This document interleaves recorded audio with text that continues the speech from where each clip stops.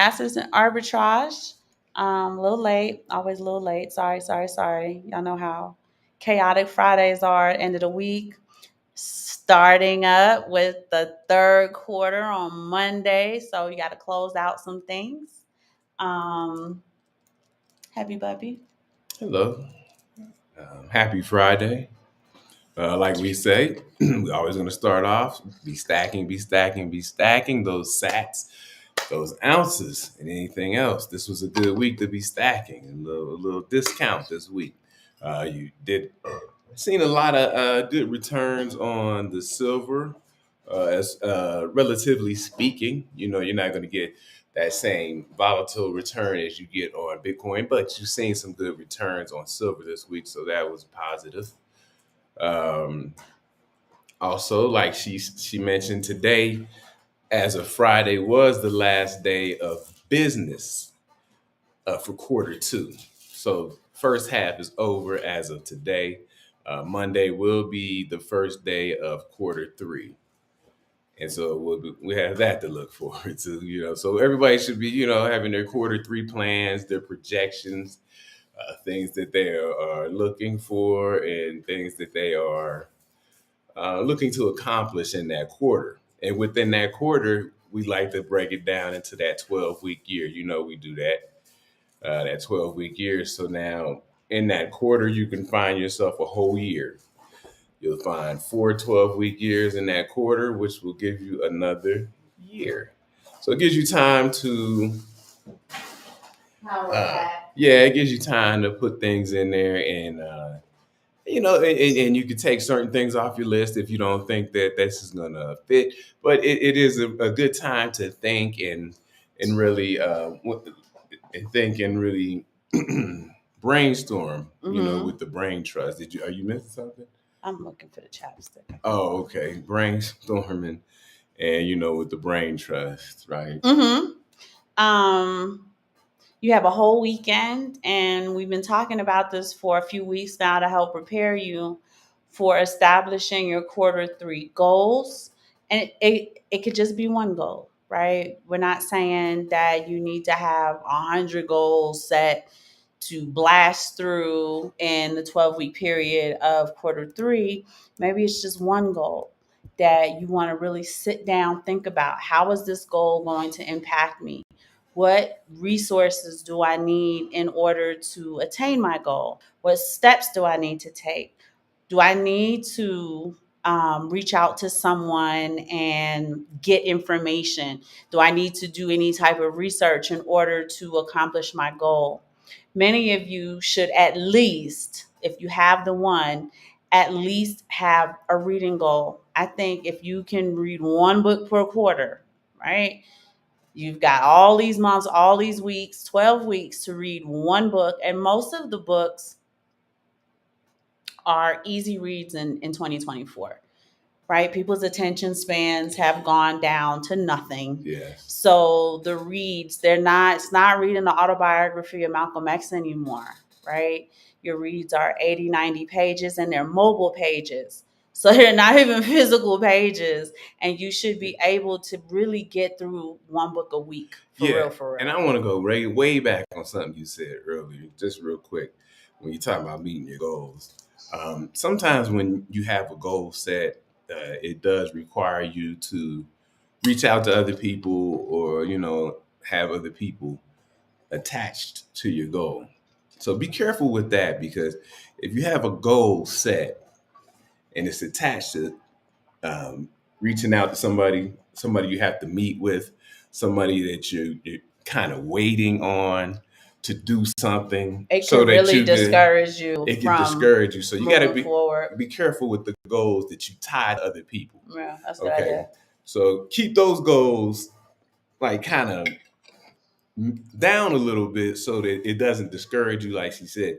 And then the goals that you can quote unquote, I guess, I don't know if you actually ever control them, but quote unquote, if it's a goal that you have more control over, that's a goal that you keep maybe at the forefront. Right. And so keep that in mind, because we do the same thing. We got to reach out to people and do this, do that. But It could be slow People will trying to waste get your in time. contact. Yeah, They yeah. will It absolutely get waste your runarounds time. and It's stuff. not important to them. Yeah.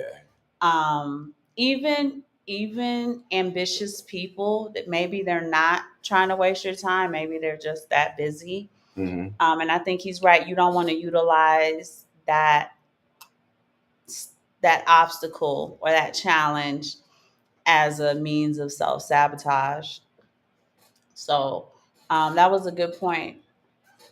Most of our goals don't require other people. Hmm. Some of them do, though. So yeah, And that's you the do problem. have to really chase that person down, or if you're able to find another means, another method, but time has gone by and trying to find another means, another method of accomplishing whatever you needed that person for. Hmm.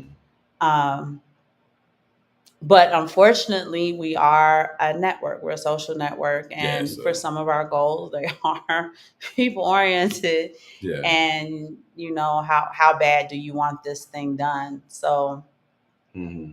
but all in all, at the stage that we are at as a people, as a community, we have to get more disciplined.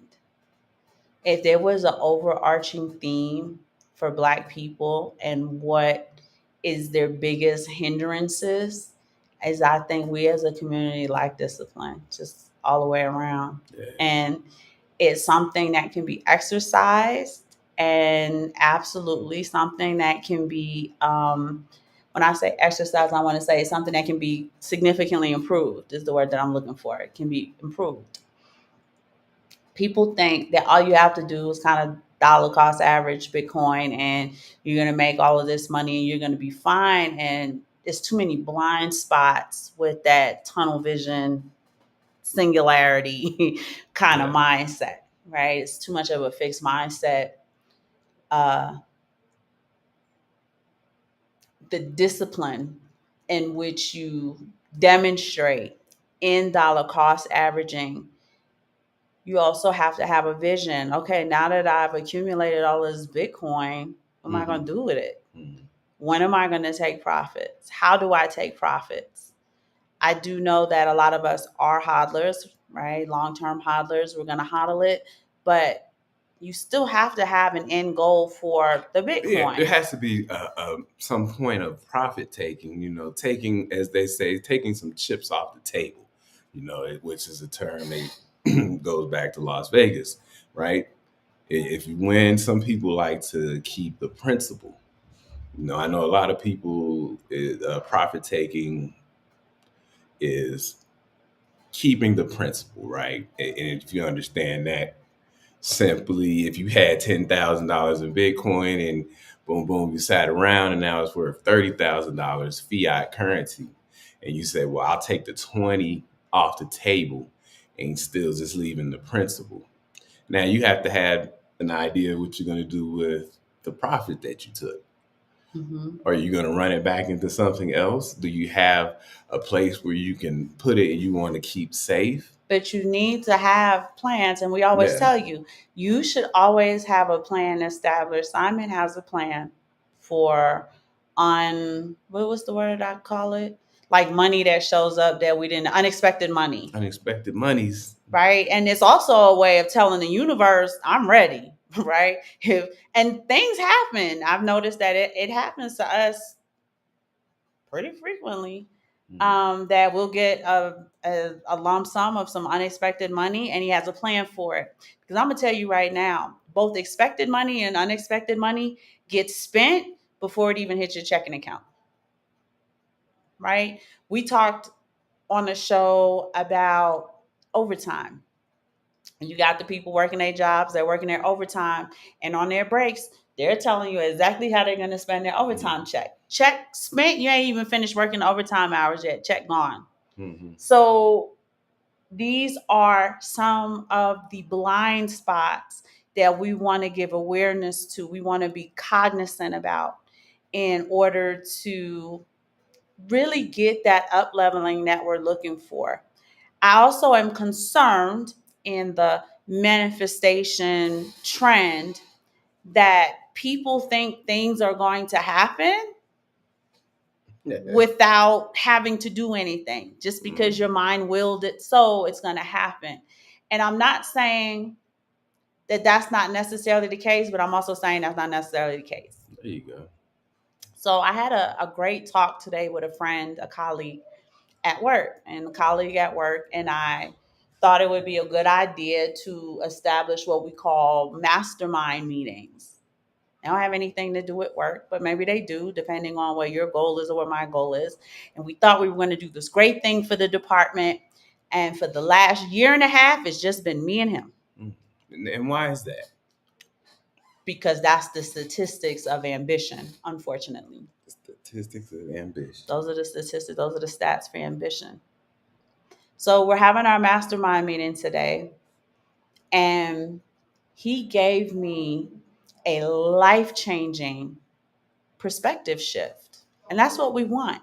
We want to utilize our social networks, whether they're digital or in person. We want to utilize our social networks for productivity and not just gossip, shopping, talking recklessness, your mama jokes and stuff like that. We want to have aspects of our circles that are productive. They often tell y'all Jesus in the Bible heals a paralyzed gentleman. Mm-hmm. So how the story goes is Jesus healed 10 lepers. Mm-hmm. And only one of the 10 lepers turned back to thank Jesus. And as this is happening, Jesus, remember, he's telling them, this is not my appointed time yet. Please don't tell anybody I did this for you. And how is it that I healed 10 of you and only one came back to say thank you? The stats of gratefulness. Those are stats too. As this encounter is happening, there's a young lady who's watching and she saw when Jesus healed them. Mm-hmm. And she goes, oh. So the guy says thank you to Jesus, goes away, and Jesus and the disciples are talking about where they're going to go that afternoon, and she's ear hustling this conversation. She goes back, she gets her friends. They have a friend who's been paralyzed since birth. The house is full that Jesus is at because he's healing people, he's preaching, he's speaking the word. And what this group of friends decide to do is to cut a hole in the ceiling, and not cut a hole in the ceiling, but the way the houses were, they created a hole in the ceiling. And they dropped their friend down because they couldn't come in through the front door. It was just so jam-packed with people, and these are little square houses. So Jesus is seeing this thing take place, and he's looking like, what is going on here? Goes to the guy, been paralyzed since birth, heals the guy. He said, take your mat and walk.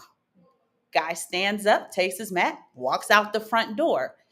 And the idea behind this miracle is it was because of his friend's faith that he was healed, not his own, not really. If she had not ear hustled that conversation and then congregated the able-bodied friends to carry their disabled body friend to this house, climb up the ceiling, come up with a solution to create a hole, to drop him down in it in order to be healed. It is by his friend's faith that he was healed. So what am I saying to you? I'm saying we have to establish social networks in our lives that are productive. Mm-hmm. It's too much party and bullshit all the time. At 50 years old, that's a golden year. That is the onset of the golden years.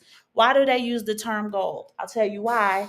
Because gold, which is used for currency, is the physical representation of wisdom. I'm going to tell y'all again. Gold, you used to have your Bitcoin out here somewhere. Gold is the physical representation of wisdom. Yes. It is why it started off to be the first type of currencies. Remember that, okay? Mm-hmm. It is why when you need something done, when you need to hire a professional, what you're hiring is wisdom. This person has the ability to apply the knowledge and the understanding in a way that's applicable for your solution. Mm-hmm. Plumbers, dentists, doctors, landscapers, nannies, whatever you're paying this person for, you are paying them. What just happened? You're paying them for their wisdom. And that's the exchange, right? Because the energy has to be the same.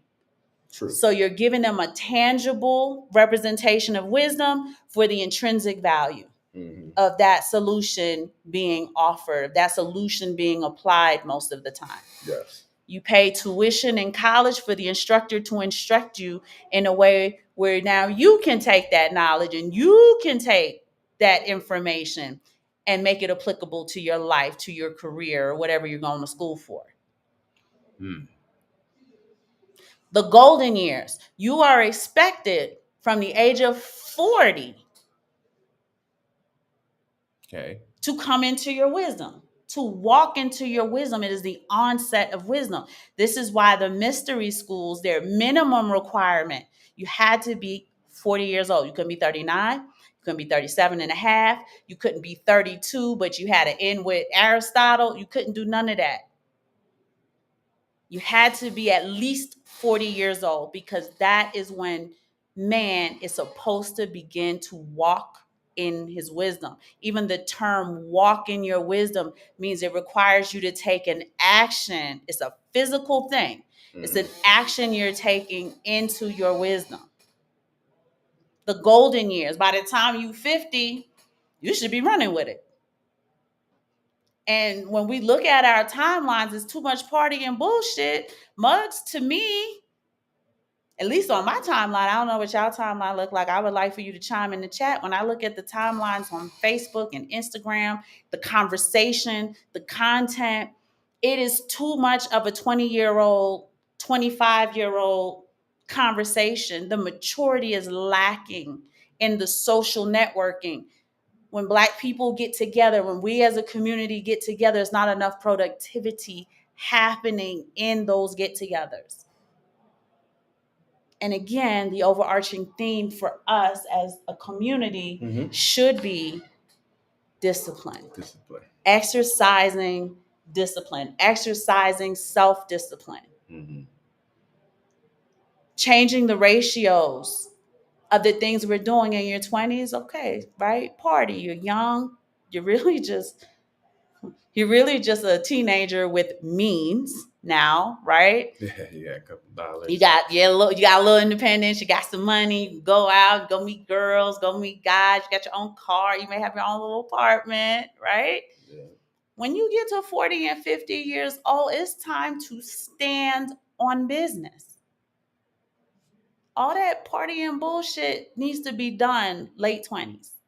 And really, for our community, you don't even have that type of time. They used to say to young white gentlemen, especially your trust fund babies, y'all go sow y'all wild oats. Y'all go take what's the year called in college? Oh, wow. You take it's a gap year. Go on and take that gap year so you can go sow your royal oats. Meaning go out and sow your wild oats. Yeah. Not your royal oats. That was Coming to America. You talk about sow your wild oats. Akeem, yeah, your royal oats. From Coming to America. And we don't have that type of time. For real, when we're raising our children, you raise cattle, you don't raise children. So I need to stop saying that. When we are cultivating our children, when we are mentoring them to maturity, we really need to be honest with them and say, you can't run after your counterpart and do what they're doing, right? You don't have room for hot girl summer, or else you're going to be a single mom by 22. You just don't have that type of time, right? You need to take shit seriously. You in high school, stay on that track and be real serious about what you're doing. College, all the way through, in order to get the beneficial outcomes that they're able to kind of, fool around, and then get it right later on in life. It's just the double standards there. You can be a country bumpkin, whiskey drinking woman, right, from Memphis, and still get C-suite level positions. You cannot be a hood talking, Bronx living, young lady with that sort of diction and make it to the C-suite. Unfortunately, you have to make changes. You have to make drastic changes. Right. And speaking of changes, you do have to make those drastic changes, and that's one of the things we wanted to talk about today. Is as far as the change goes, Mm-hmm. we had talked about attracting what you want, but attracting success. So in the Yeah, mastermind meeting with our good friend and colleague, yeah. Bill, Simon joins, even though he doesn't work there with us, he joins. The Mm-hmm. more the merrier, since no one else is interested in it. That's true. And Bill blew my mind. He said, do you pursue success Mm-hmm. or do you attract it? Mm. So I thought about it. I said, you have to chase after success. You got to pursue it. And he said, you attract success. So I'm like, how, Sway? Right? That sounds crazy to me, right? Because success can be so difficult. Well, one, he said, for one, in order to attract success, you have to be able to define it. It has to be a vivid, definable thing for you. And far too often, our ideas of success are too abstract, They are. right? If you ask people on the street, when I say the word success, what is the first thing that comes to your mind? They're going to say fame. In what way? Right? Like, okay, tell me a little bit more. Mm-hmm. We don't have concrete enough, definable means of expressing the concept of success from our personal world views. And that's troublesome because she just said fame is like a catch-all, Yeah. because everybody's gonna have their own definition of success. What might be successful to you might not be successful to To some. me. Yeah, so Mm-hmm. there should be a great deal of variation when you ask somebody this question, like, not just to be famous or to be rich. But that's That, the thing is yeah. you're using those are exactly the terms that come to people's mind. I want to be rich. Well, what's rich? Yeah, put a number. I want to be wealthy because that's richer than rich. Wealth, like she's rich, but she's wealthy. And he is, and then you have all of these different levels of what you consider wealth to be, when if you were able to actually define wealth, you would be surprised. Mm-hmm. What is wealth? Oh, if you can actually define wealth, it is just the amount of assets you have versus your debt. your debt. I was gonna say debt was Right? debt. Yes. So if you have $50 of debt, but you have $75, your wealth is $25. Net. Yep. It is wealth. Now, most people consider wealth to be Jeff Bezos. Jeff Bezos is extremely wealthy. Extremely wealthy. Kim Kardashian is not as wealthy as Jeff Bezos. So maybe in your mind, you're like, well, Kim is rich, but Jeff Bezos is wealthy. Kyrie Irving is rich, but LeBron is wealthy. Okay. Jeezy probably got some paper in his pocket, but Jay-Z is wealthy. And it's like, we need to do better with more clear, definable ideas of what we think success is, and not necessarily what society programs you and imprints upon you. And I do want to shout out Let Freedom Ring. Thank you so much for joining. Freedom Ring. Okay.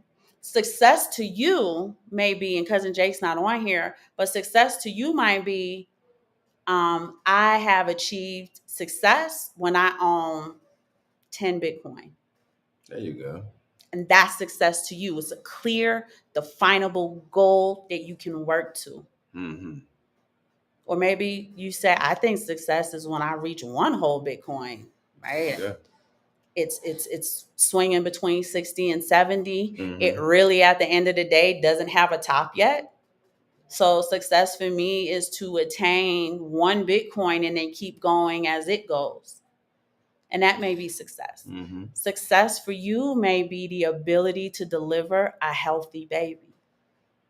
when people ask me, based on the content that Simon and I have, hey, cousin Will, thank you so much for joining.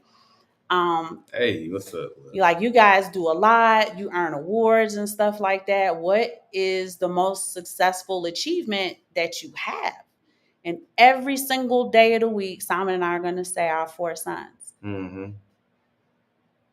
The ability for my mangled womb to produce so much fruit and that fruit be so healthy is the best success I could ever have. I've always wanted to be the mother of a large family. From a little girl, that was my idea of I've made it.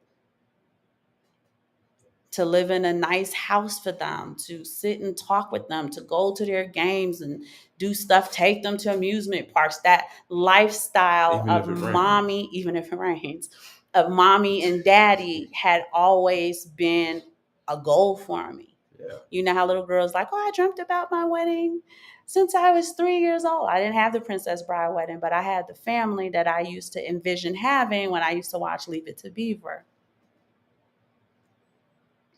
So, and obviously I should have had that with the Huxtables, but Leave It to Beaver, I discovered before the Cosby Show, right? But even the Claire Huxtable situation, which I've attracted. I don't have 5 kids, I have 4, but we have relatively the same success. Mm-hmm. and drama, right? You remember the kids was always in something. I never had to pick anybody up drunk from Baltimore, but right, we still have the same type of fun. Mugs still live here, all of that. I'm worried that we'll have to take in some extended family. We always be on the hook for stuff like Cliff Huxtable was. You got to pay for this, pay for that. Big dinners, big Thanksgivings, big football Sundays, lots of, food. I'm in there making things. That was success to me, attained. It's the greatest thing I think I've ever done is to give my husband 4 bouncing baby boys. Mm-hmm. So you want to have a clear, definable goal of success. The next question you want to ask is, so he's asking me now that you can attract success and you understand you have to have a clear, definable goal for it. Now, what you have to do is you have to say, who has that? And what does that look like? Mm-hmm. So again, Leave It to Beaver, June Cleaver, I didn't know what it took at 3-4 years old to have a big family. Mm-hmm. But I think it was something that I wanted. I ended up meeting my husband very early in life because it probably just sat with me since I was 3. It never left me. That's funny. She didn't have a big family. And I didn't have a big family. Now, my parents, just because of the generation they were born, they came from a big family, but it just sat with me. And I think I attracted a husband early in life so that we could have time to have a big family. At the time, there was no such thing as blended family when I was a child. It wasn't a concept that I was aware of up until I was grown and out the house. The Brady Bunch, but yeah, I understand what you're saying. But yeah, even the Brady Bunch, that to me was put together weird. I thought it was weird. But anyway, we won't get into that. So what does it look like? And when you start looking at what that looks like, if you said, like for Simon, if Simon said his definable goal of success is to master finance like Lynn Alden, now the question becomes, what does Lynn Alden do? How does she operate? How does she think? How does she express the concepts that come along with the subject? What are the concepts that come along with the subject that you want to master in order to be an SME like Lynn Alden or maybe like a Raoul Powell? And it's not saying be like Mike, it's saying what does Mike do to be the best? And I'm showing my age when I say be like Mike. Mm-hmm. Yes, you are. If you want to be like LeBron for this generation, what does LeBron do that makes him LeBron? If you said you want to rap like Jay-Z, what does Jay-Z do to achieve the level of rap? And Nas has a masterclass. So you actually have access in the masterclass to study his process if that was what you felt success was. And the sad thing is, and I'm not trying to derail the conversation, but the fact that Go back to sports and entertainment. we always have to go to an athlete I use Lynn Alden first. yeah, you did. I give you that. To define our success, right? Because there aren't successful Black businessmen And I and just said women. Rob Powell, but I couldn't think of, like, we don't where's our Kathy Wood? He's a Spaniard, but Where's our President Bukele? It wasn't Obama. nope, nah. If you guys do the research, it definitely wasn't Obama. And look, it's gonna be President Trump, who is gonna be really the first influencer to blow open the adoptability of Bitcoin and crypto for the United States on a whole. Think about how passionate his followers are and how much influence he has over them. And once he starts explaining Bitcoin and the ability to kind of pull yourself up out of the muck, explain in his own Donald Trump way about how to use it as a deflationary tool, watch the adoption explode. Watch. They do everything that man. They have him. He's got Bibles in his name. Did you know that? I've heard that. I didn't He want to know autographs anymore. Bibles. He has a lot of influence on the citizens of the U.S., on a lot of citizens of the U.S., and he's won a lot of us over. Yeah. Now, are we as passionate as our counterparts that follow him? I don't think so. But it's going to be great for the space because of his heavy influence on that particular demographic in the US. And they're going to be older people. Mm-hmm. They have the means to get into Bitcoin and participate. If our president says that this is good money, then we, damn it, are going to participate. And they will. Mm-hmm. So just kind of understanding, if you wanted to be a real estate mogul before Grant Cardone, it was Donald Trump. You would have studied him in a way. And at that time when he was a real estate mogul, you had enough documentaries and enough footage and enough videos and stuff to really study that blueprint. Right now, if you said, I feel like real estate is my success factor, I want to be a successful real estate agent, I would look at Grant Cardone. Mm-hmm. It's gone. Oh, okay. I would look at Grant Cardone. So now you've defined your success. Where's the blueprint? Who is the blueprint? Do you have the ability to study that blueprint? How does that person think? What's their approach to the thing that you want to do? Exactly. How do they express concepts? How do they speak? How do they carry themselves? What does their appearance look like?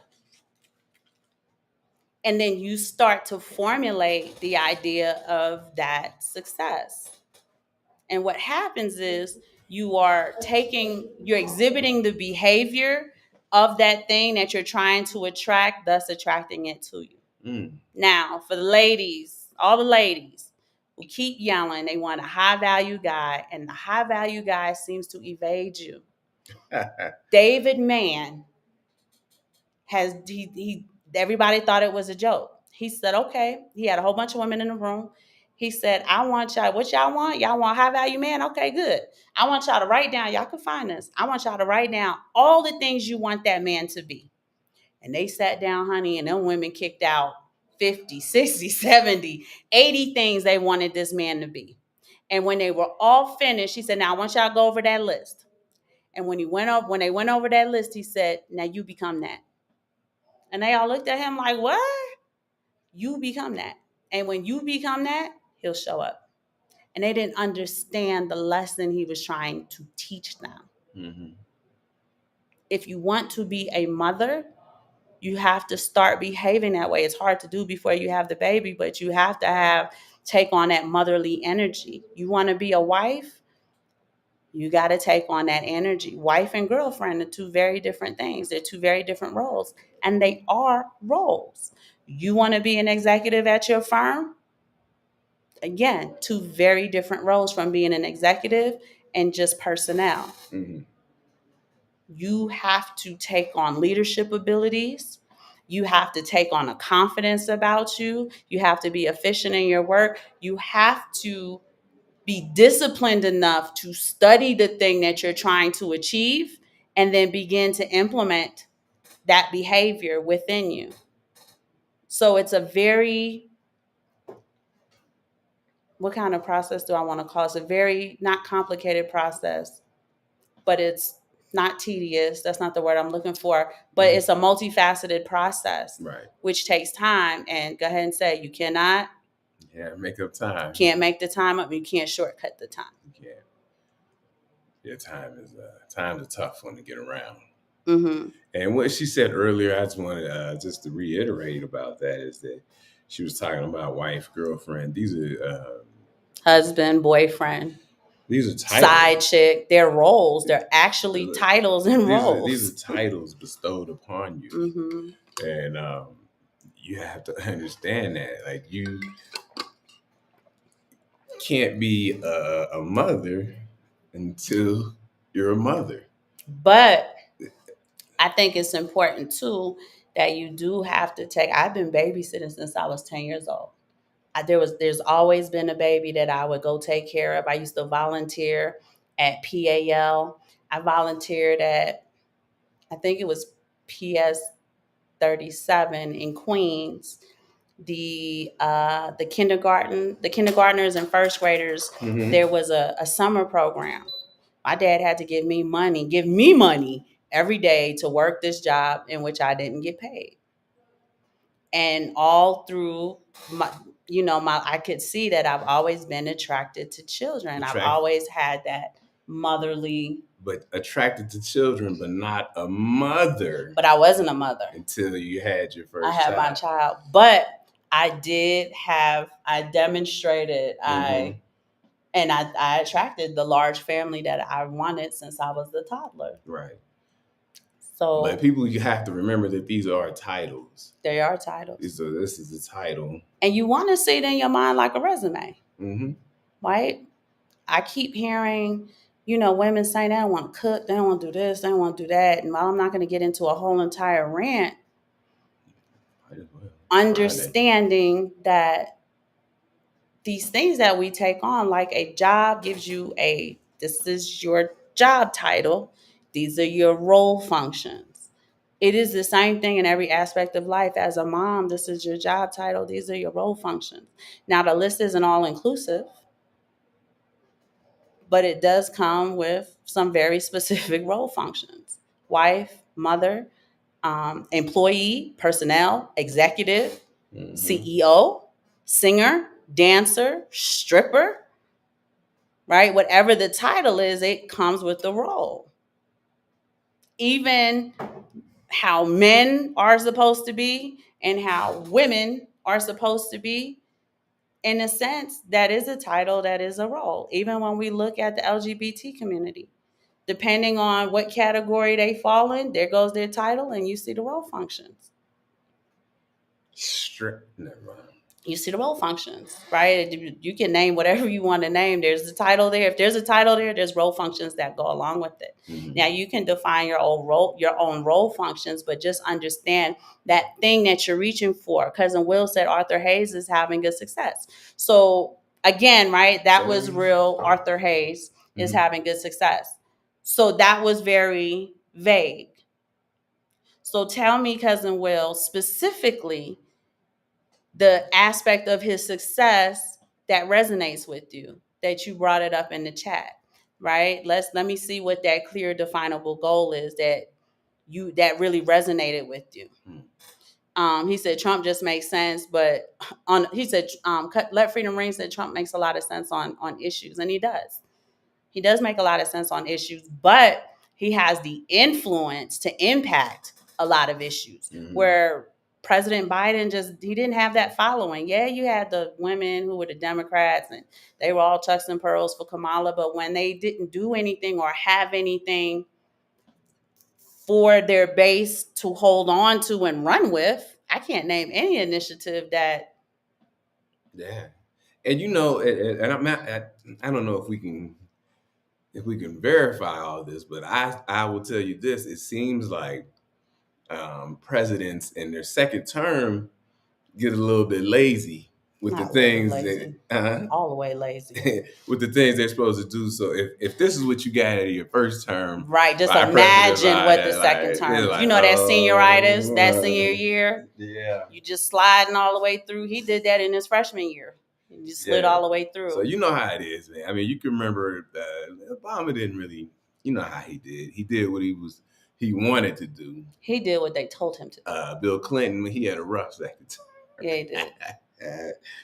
And He made Bush it and rough, all though. that, Bush had a little bit more going on. Mm-hmm. But that second term is just so they ain't gonna give you It's nothing. senioritis, yeah. It's nothing. It's nothing worth giving you. So, and if this is our only two choices, unfortunately, I'm not coming here to, to bang for Trump, right? Mm-hmm. But it's just like, what choices do we have?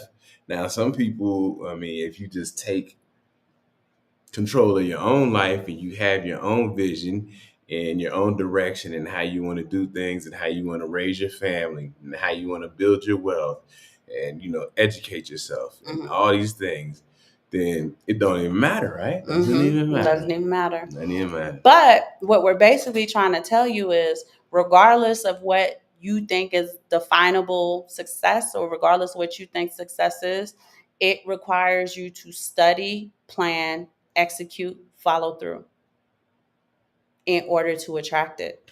Mm-hmm. Study it, put your plan together, execute the plan, follow through. Now, there are some nuances in between all of those, right? You have to do reassessments. Yeah. Life gets in the way. You have to do what I call objection handling. What is that? That's nice Objection term. handling is for sales, but you have to do objection handling in goal achieving. And what objection handling is, when there's that stumbling block, that challenge, that thing that's preventing you from getting from point A to point B, whatever that may be, you have to handle it. And you have to handle it in a sense that does not allow that thing to be an obstacle anymore. Okay. In sales, when you are running your sales script, and we can do a show about that later on, you'll often have clients like, no, and I don't like that. And whatever they are rejecting, that's the objection handling, right? I said objective. I meant to say objection, right? I object. Oh. And you have to be able to handle the objection in a way that makes them rethink their stance on this thing, because the idea is for you to close. Right? And just like you would close the sale, you're going to close the deal. It's the same thing with goal setting. You have to close that deal, and you got to always be closing in order to keep getting that up leveling that you're looking for. When we talk about Bitcoin and we talk about tapping into a living energy, I've talked to you about the metaphysical aspects of Bitcoin. Bitcoin is deflationary. It is something that actually grows and gets bigger and bigger. It does not get eaten away at like fiat currency. Mm-hmm. When I think about Bitcoin in my mind, my spirit presents it to me as like a tree with fruit and multiple harvests, almost like a organic living object. That's how I see Bitcoin in my mind. It just keeps growing and growing and growing in a system that was designed to keep dying and dying and dying and dying.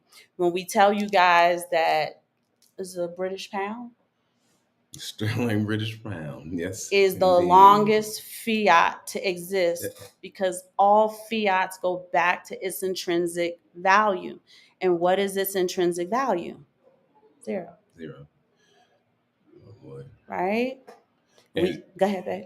No, I just wanted to say she's bringing up some great points, and but I actually wanted you to expound on the like the tree, the living tree, Bitcoin. The in my mind, my spirit, because you got to remember your brain thinks in terms of symbols. When people are talking to you, when you're reading a story, you're reading an article, your mind is forming pictures. Don't matter what it is. Yeah. And when I think of Bitcoin and I see the B, I don't think of like a digital object or a computer like object. My mind illustrates it as a big growing tree with multiple harvests. So even though Bitcoin does that dance, I could see its roots, right, of the Yeah. tree. And keep in mind, it's just one tree, right? We're not copying and cloning tree after tree after tree. You're not cutting the corners with this tree. And it produces its harvest when it produces its harvest. And as you take away from it, it still continues to grow. Unlike fiat, which is a freaking weed, and it's just going to choke everything in its path. That's how I see fiat. I see this green weed that's just choking shit in its path. But I see Bitcoin in my mind as an organic object, something that has some type of life to it. When we look at the chart, the Bitcoin chart, it looks like to me a beating heartbeat, an actual EKG of somebody who's alive. Okay. So when we are purchasing Bitcoin, in my mind, I am tapping into a very specific frequency of thriving. I am tapping into, he's talking about, Let Freedom Ring, talking about freedom. Yes, there is freedom. There is liberty. There is an independence you can pull away from the system. And you can just see, the more we talk about it, the more this thing allows you to thrive, because in freedom is thriving. Okay. That independence is thriving, right? Because when you're independent, you learn all these lessons and you grow, right? Your mindset grows, you mature. This thing is constantly creating, to me, an environment that allows you to thrive. Your grandchildren will be in an environment where they can thrive if they have Bitcoin. We talk about the debt system, which sounds like death system. Mortgage, the death deed. Debt is death. It really is. And it exacerbates the what is it called? Everything goes entropy. It exacerbates entropy. When you are swimming in debt, your stress levels are out of this world. You have an anxiety attacks. You can't sleep and get the rest you need to get. You're not digesting your food properly. Your brain's not shutting down like it should. There's no thriving in that environment. When you put your dollar cost averaging into Bitcoin, it's just growing and growing and growing and growing. And like an organic substance, an organic object, it does have its fluctuations. If you watch a plant grow, you can see sometimes it sprouts real big and then it stops. And you got to prune it. And you got to wait. And the harvest takes a little bit longer. And it's going to go and go and go and go, and then it stops. Oh, there's some weeds trying to choke. You got to get those. And sometimes it shrinks, and now you got to do this stuff to get it to sprout again. It behaves to me like a living thing. The chart looks like a living thing to me. And I am purposely tapping into a specific energy. It is depicted as gold 2.0. We know gold's God's money. We understand that gold is the tangible translation of wisdom. So I'm now also tapping into wisdom. And wisdom is something that grows, right? Because as you continue to get the knowledge, the understanding, as you continue to get the information, you now have more innovative ways to apply it. Your wisdom just got colder. It got more depth. And if you guys know, back in the day, that was a title, the adept. The adept. Bitcoin. Right? So in tapping into that energy, I am attracting very specific things in my life. Right? And that is what we're saying. The demonstration of that behavior begins to attract certain things. Tapping into Bitcoin consistently and really having the intention of, I am tapping into more than just some money. Money withers away. Money loses purchasing power. When I say money, I should say I'm tapping in more to just a thing I can spend. Let me say it that way. Right? It's a commodity. You see that title? That separates it from cash. from dollars, from pesos, from rands. So it's a tier 1 commodity. That makes it a standout. And you want to tap into, in English, words are spells. Use they shit like they do. They use those spells. They tap into that energy. Every time they siphon off your economic energy, that's a very specific energy they are tapping into and utilizing and consuming in some weird demonic way. Or else labor wouldn't be such a thing here in this dimension. When we talked about the 1% stealing from the 99%, over $50 trillion, it ain't even necessary for y'all to do that. Y'all so rich already. What do you need to do that for? It's a very specific spell they are casting and consuming and enjoying. Right? I don't care what anybody say. Anybody can ask me. I do think if, as they say, Bitcoin has been discovered, it's likely something that God had already set in place because he knew this was the season and the time that we would need it. And it behaves like something he created. Yes, it does. We've never seen anything behave like Bitcoin, except for actual gold. And what y'all youngins may not know is when the dollar was tethered to gold, gold would account for every single dollar in supply. And that was the check and balance. You couldn't have a whole bunch of dollars floating out there and not enough gold to back it. The gold used to be like a catch-all, and the gold would account for every single dollar. You couldn't, like back then, if you had that system now, you couldn't have all these billionaires. You couldn't. And now how people just toss around millionaires as if they're regular. Yeah. Oh, you're just a millionaire. You couldn't, because it wouldn't be enough money to go around. You couldn't.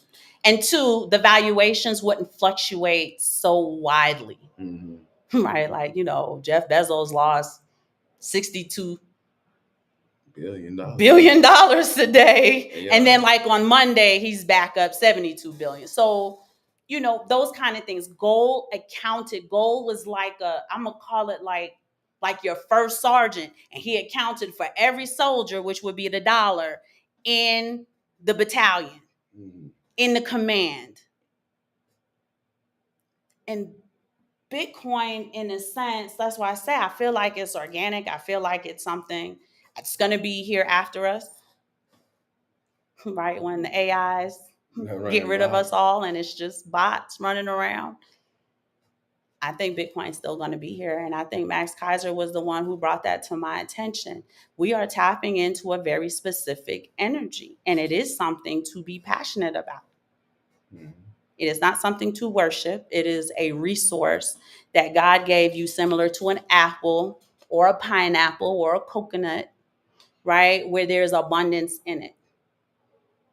I sit now and I watch these videos on people planting things, fruit, vegetables, regular plants, the way they flower. One seed just does this whole massive thing.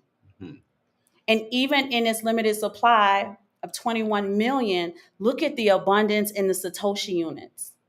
It takes 100 million Satoshis to make 1 unit of Bitcoin. And that's abundance. You're tapping into abundance every time you tap into these little Satoshis.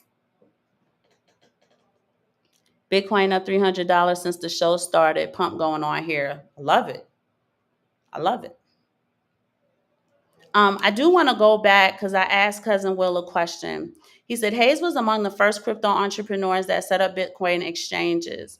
Doing something like that is not among my goals, but I admire the fact that he executed a great exit plan when the feds came calling. Hey. So maybe what resonated with you, salute to that, was the setup of a very comprehensive and innovative plan. Mm-hmm.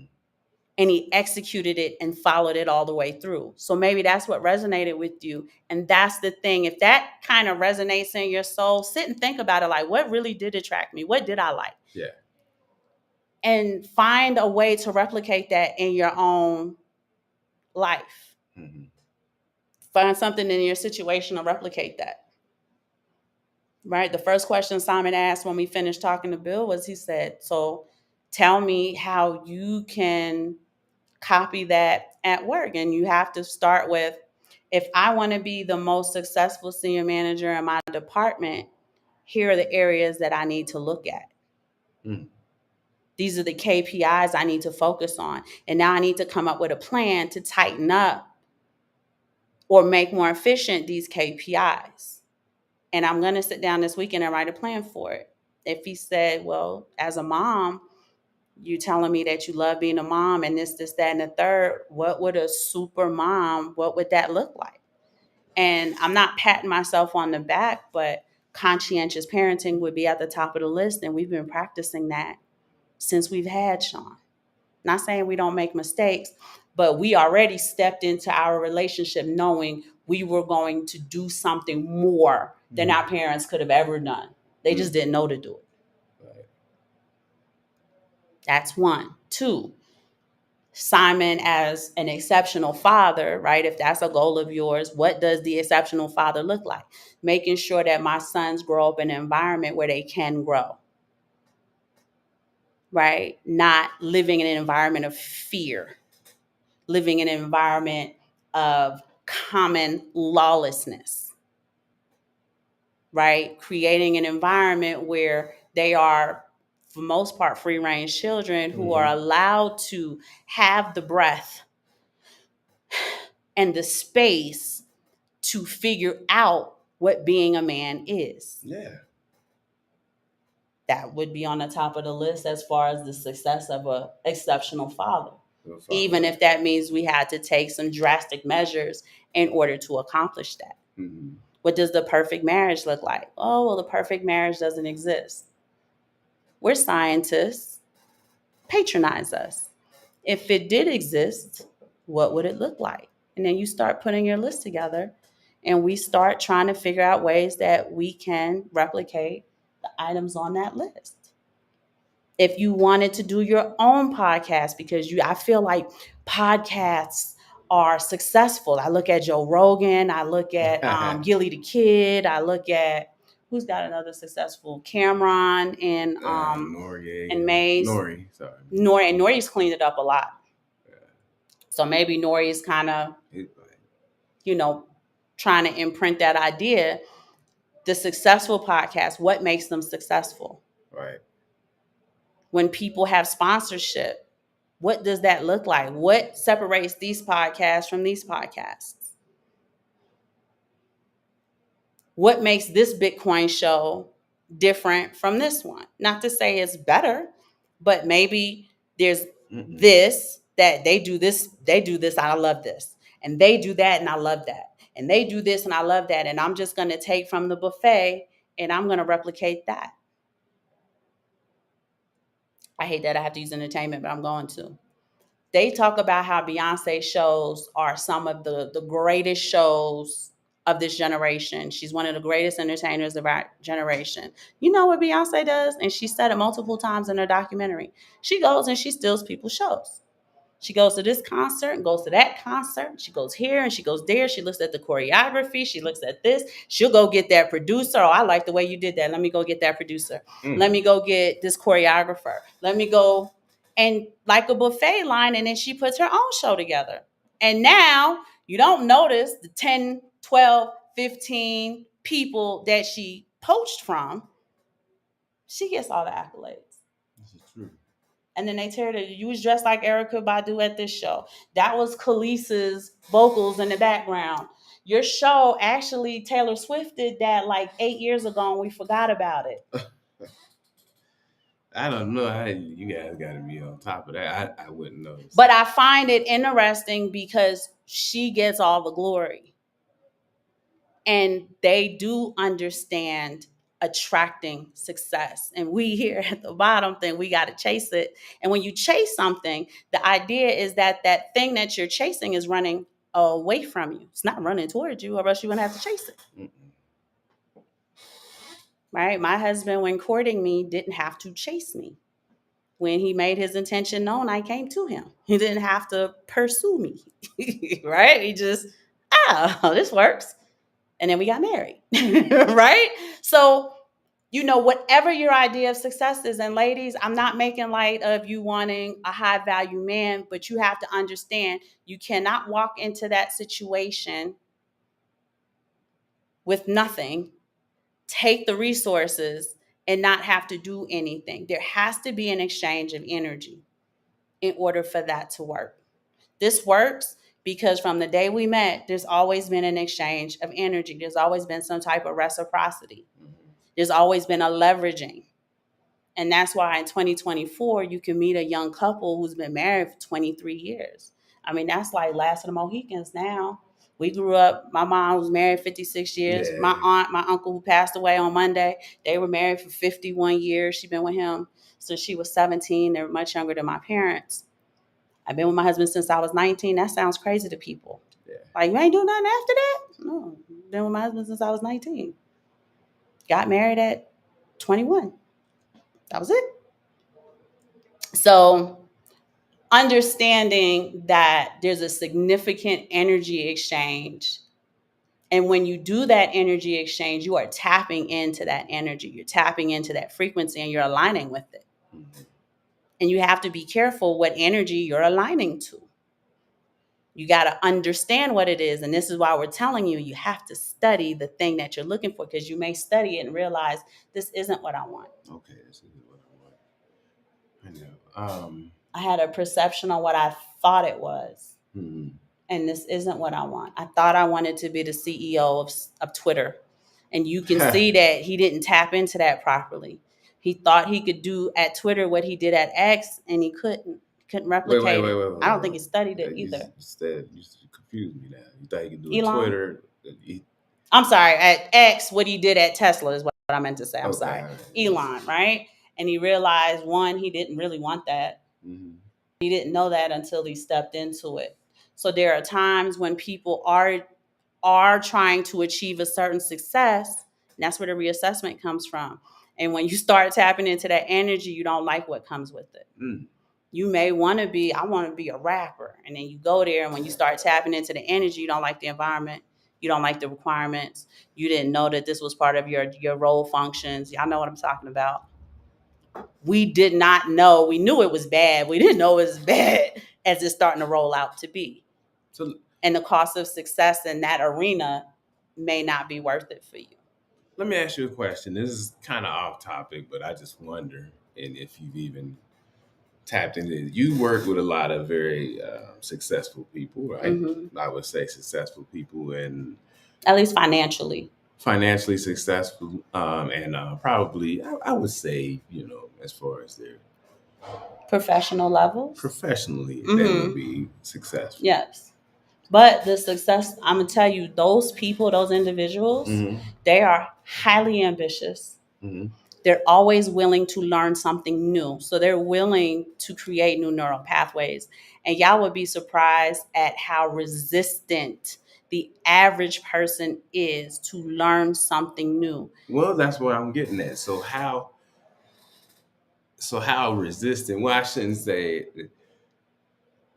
When speaking of Bitcoin to these successful people, how do they receive it?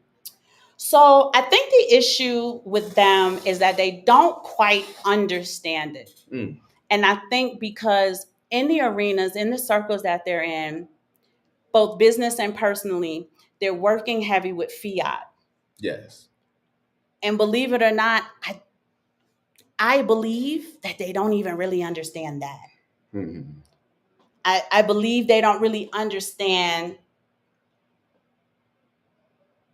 the juxtaposition of Bitcoin, and because if they did, it would sell itself. Yeah, it would. It's a successful. They're older.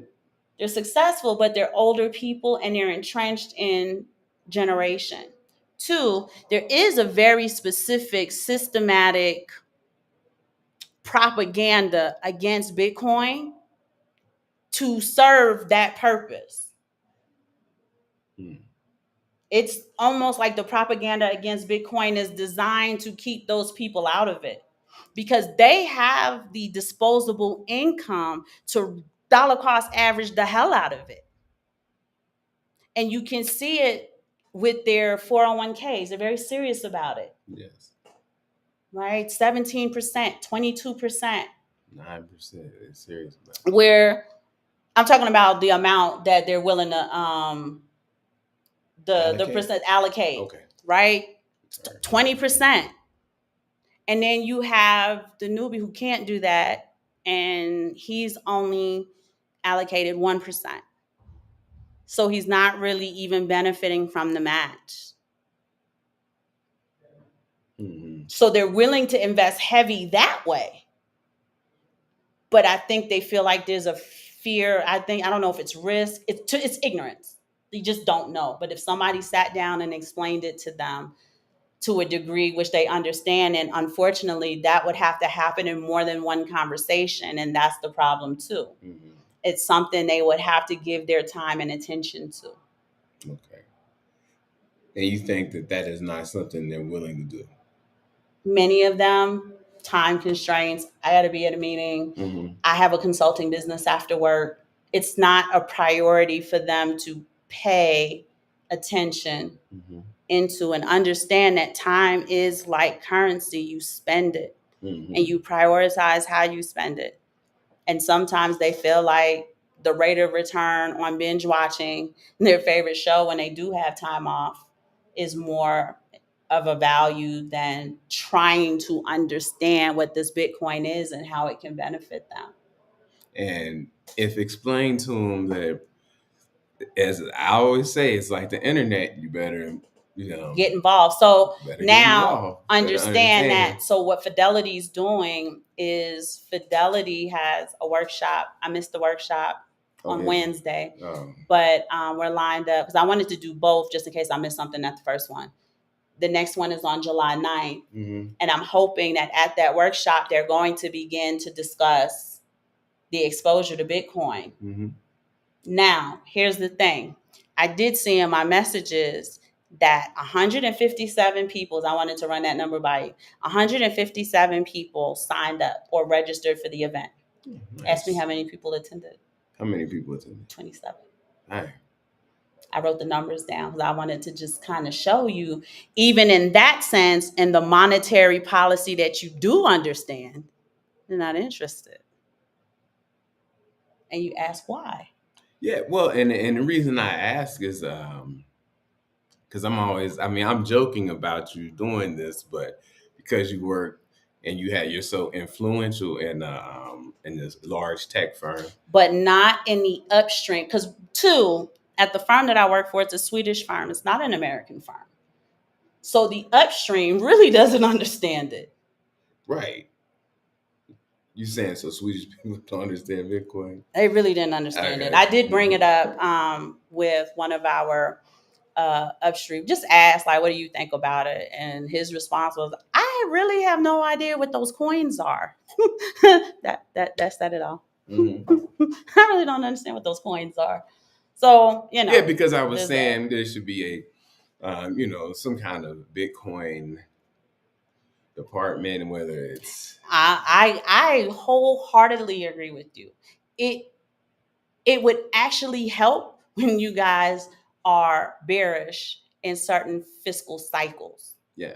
Right now you're in the cycle of a new CEO and stuff like that. It would actually help, but again, it's the ignorance that doesn't. No, let's move on to more pressing things, and that's the problem. Mm-hmm.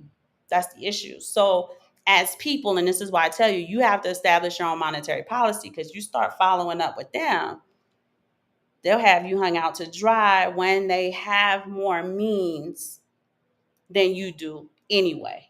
Mm-hmm. Right? It doesn't mean that it's a good thing, but I understand my position, and we make sure we have Bitcoin. We go above and beyond to make sure we have access to precious metals because that was God's original money. Mm-hmm. I think that's a very important energy to tap into. Like the last thing God touched was the earth. He created this, he created that. He physically, the last thing he really engaged with, I know he breathed breath into Adam, for those of you who are going to come for me, but he engaged with the earth. He engaged with it. And if we're finding silver and gold, when you start looking at the science behind what it resonates at, when I say, something resonates with you, we use that loosely. These things actually resonate. They have an energy to them that you can measure, and it's high. It's a high frequency, right? And we make sure the Egyptians taught you to make sure that you interact with that thing on your energetic body everywhere. Nose ring, earrings, all the way up your earrings. The Egyptians did that first. Necklace, Yeah. bracelets, rings, toe rings, anklets. They even used to wear belly chains. And I know that those things are, what's the matter? Yeah, belly rings. Not belly rings, but the belly chains. But yes, belly rings. They used to wear diadems. You would notice that maybe, I think it's Indians. I hope I'm not getting that wrong. They still wear the jewel here over the third eye, and it's supposed to be gold. It's supposed to interact directly with the I want my wig slide. It's supposed to interact directly with your third eye and the energetic body around your mind. That's why we wear jewelry. And that's why it's important that your jewelry is real. Silver vibrates as well, but it doesn't vibrate at the frequency gold does. So you have jewelry in your mouth, if you will. Gold teeth, yes, because your teeth are truth. You ever hear somebody say you're lying through your teeth? You're lying through your teeth because your teeth represent truth biblically. So they would put gold in their mouth. It's a resonation of their speech and their influence. It was really a way to influence. It was like, maybe it's witchcraft, I don't know, but like casting a spell with your words because the frequency is higher than somebody who doesn't have any in their mouth. Or at least thought that. But to interact with gold on your body wherever you possibly can. To increase the energetic frequency of your aura or your aura. Your magnetism. I'm glad you brought that up. Talk about aura, because I hear our young children. Oh, they have a new term about the aura. Yeah. So your aura is a frequency field that's just outside your body. Yeah. And some people who are highly sensitive can see auras. And your aura changes with your mood. You can see when someone's depressed, when someone is angry, when someone's happy, when someone's just sad. They're not depressed, they're sad, they're a little down, they're a little dejected. When someone's worried or anxious, nervous, and that frequency, it changes. It's like a little force field. That force field is so powerful that when somebody walks in a room, they can change the energy of the room. It is the aura around them that changed that energy. If you did something bad and your dad came home, that energy shifted when he crossed the threshold of your room. Or if your favorite cousin comes to play, as soon as he crosses over the threshold, it changes your energy. Right? You see your boyfriend who you haven't seen in a long time, there's an energy shift. If his ass been cheating, there's an energy shift, right? And even in cheating, you know how the women suspect, like before they get to the phone checking and all of that intuition, there is an exchange of energy, which is saying something is off and you're being deceitful. If somebody's lying to you. Now here in Mexico, certain parts of Mexico, let's be honest, they don't have high education. So even though we are pretty fluent in Spanish, there are times when someone's talking to us and I don't know what you said. And it would be the equivalent if I went to St. Louis, right? No shade. I went to St. Louis on a TDY. I didn't know what anybody was saying when I was down there. I went to Boston Chicken to get something to eat. And I called Simon. I said, this is when we were dating. We weren't married yet. I said, baby, I can't understand anything anybody is saying here. There's parts of Florida. I don't know what y'all are saying. And it's English. It's just the way everything's broken up. So here in Spanish, we do have that same problem. If you go to certain barrios and stuff like that, you don't know what the hell they saying. Muz is missing teeth and stuff. But I know you're lying to me. I have no idea what you just said, but there's something in the energy exchange where Simon and I could look at each other and be like, he's lying. Mm-hmm. He's not being honest. And that's the energy. That's why, too, it's important when we talk about the social networking, the meetups and stuff like that, gauge the energy. We realized when we started trying to do the meetups with them here that their energy said, this is ours. Yeah, you got to, you guys have You got to enough. go get yours. You're Black Americans. You have enough. You don't try to come in Very and also take polite, very ours. nice, try to be welcoming, but the energy says something very, very different. Mm-hmm. That aura, tapping into the energy of Bitcoin, you're tapping into wealth, you're tapping into something that grows. Because how much time do we spend with fiat? And everybody seems to be in a squeeze. You're tapping into that death energy. You're using the money, you're handling it, you're holding it, you're exchanging it, exchanging of energies, right? When somebody got to give you cash, you're going to the ATM. You are constantly tapping into that debt energy because the money is withering away, is dying. You tap into Bitcoin, you're tapping into something way different. You're attracting something different. Mm-hmm. I kept telling Simon, I want some new life in the house. I want some new life in the house. And we're getting to the point where we can't do the children. Yeah, we can't do children. Right? We had a loss in May, and I just don't want to go through that again. All of a sudden, my little doggy come home with puppies. Didn't even know she was pregnant, and she's little, so I don't know how I missed it. But I have been preoccupied with the business, with work, with the podcast. And Simon said, "You spoke it. You said you want a new life in the house. We now have 7 puppies. Good luck." Wow. Right? I want to plant. I want to tap into life and abundance. We missed all of these. Yeah. All right, let me get to y'all. Yeah. Sorry. Uh, This is duh, duh, duh, duh, duh. abundance. Abundance of comments. It is an abundance of comments. Keep stacking those sats. The one, hey cousin, thank you for joining. You must not understand how money works before misunderstanding Bitcoin. You must understand how money works. Yes, and that's a problem. Let Freedom Ring. A lot of people don't. There's so many people we've shared the hidden secrets of money with. They don't even know how the money is made in our monetary system in the United States. Man. No. What are your thoughts on Bitcoin Cash? You have any thoughts on it? Oh, we don't use it. I don't use it. I've heard good things about it, Me but too. never really. We have not interacted with Bitcoin Cash. No. Sorry about that. Cousin Crypto, BK Crypto, boom. We have a new cousin. It's XN. Everything that has energy, it's called subatomic particles, right? Everything has energy, but everything has a very specific energy signature. So what are you tapping into?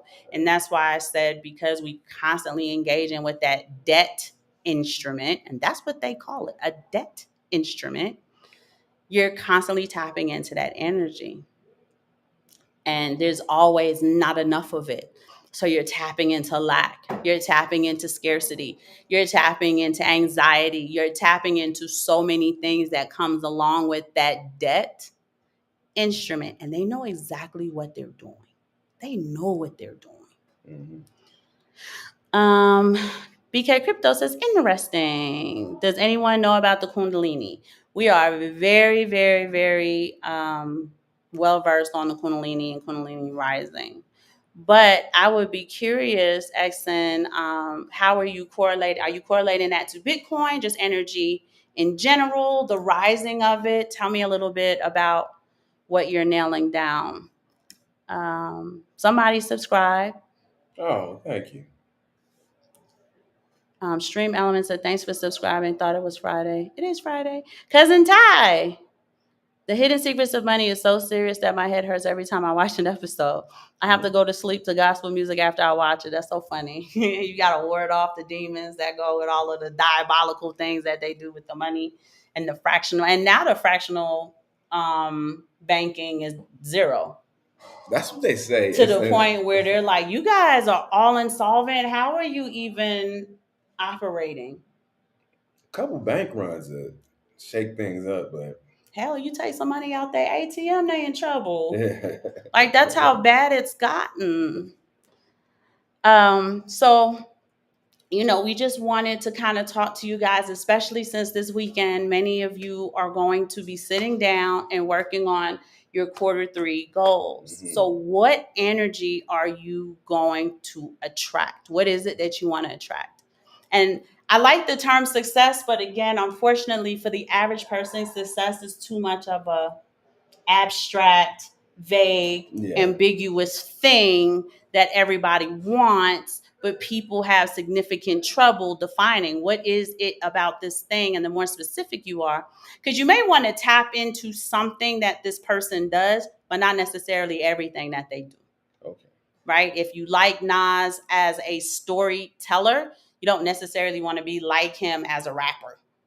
I'm just tapping into the storytelling elements. I'm going to watch masterclass on YouTube and see how you put your stuff together. And that's really all that I'm tapping into or replicating or looking into or what have you. Right? I don't necessarily want to emulate you as a father. I don't want to emulate you as a pineapple. Okay. Oh yeah. So, keep those things in mind, you guys. That's how you know you're coming into truth when your head starts hurting. That's funny. Oh yeah. Ancestors like, that's enough. Yeah. All right, y'all. We just wanted to share that with you. Yeah, definitely. This weekend, be getting your things down for quarter 3, right? Yes, and we want to hear about it on Monday. And push through. I know your favorite holiday of the year is coming up. So you guys gonna be out there barbecuing and stuff, but be playing. What did what's his name? The funny guy. That's amazing. Oh, Jesse Lee. Jesse Lee. He said that is the whitest holiday. No, he said the month. He said July. July is the whitest month of the year. Yeah. So, but it's good too because it gives you another off day to maybe like sketch your plan this weekend, let it rest, let it sit. And then maybe on 4th of July that morning when you're off, if you're off, you can really start to reassess and cement what it is that you actually want to work on. Don't make too many goals, y'all. 1, 2, 3, maybe, unless this is what you do, and then you can do multiple goals. This is what we do. So we always have a bunch of stuff. But we also understand when we need to move stuff to other seasons, to other quarters. Yeah. All right, but we love you guys. We want you to stay safe this weekend. Stay cool if it's hot. Stay warm if you're cold. And we will get back to you on Monday to check in with how your goals. Ask yourself this weekend, what energy do I want to tap into? What do I want to attract? What do I need to research? And what am I going to actually execute? Mm-hmm. What am I willing to do? And how does that impact my life? Life changing, please start working on it. We love you guys. Mamba out.